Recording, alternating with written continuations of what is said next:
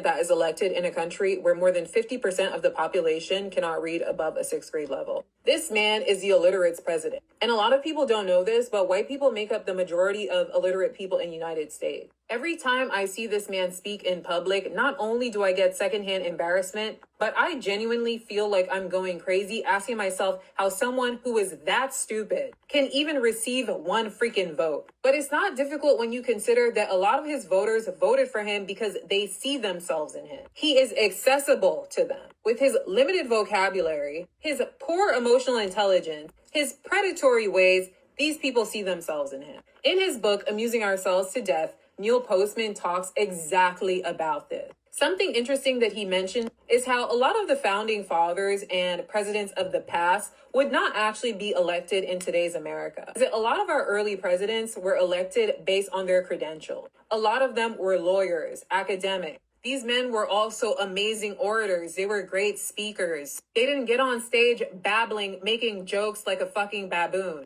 People would literally go to presidential debates and these men would be talking for hours, and they had the attention of their constituents. But you cannot separate politics from entertainment in today's America. And you can see exactly that. Politics in this country is sports. People care more that their politicians are funny, attractive, well-dressed, well-groomed. They prioritize all of these superficial qualities over their actual credential. People's ideas are formed by mainstream media, by television. And who owns all of that? People who cannot read and do not have access to the written word, they do not have critical thinking skills. They are more susceptible to propaganda. They are extremely gullible. They are at the will and mercy of what people on television tells them. They have poor historical awareness. They literally cannot think for themselves. And this is how we end up, especially with someone like Donald Trump. If credentials were even part of the equation, this man wouldn't have been able to run in the first place. But he makes his followers laugh. He makes these people feel something. He appeals to their hatred because they know nothing better. And that's why he can spout all of these lies about immigration, about the crime stats, about healthcare,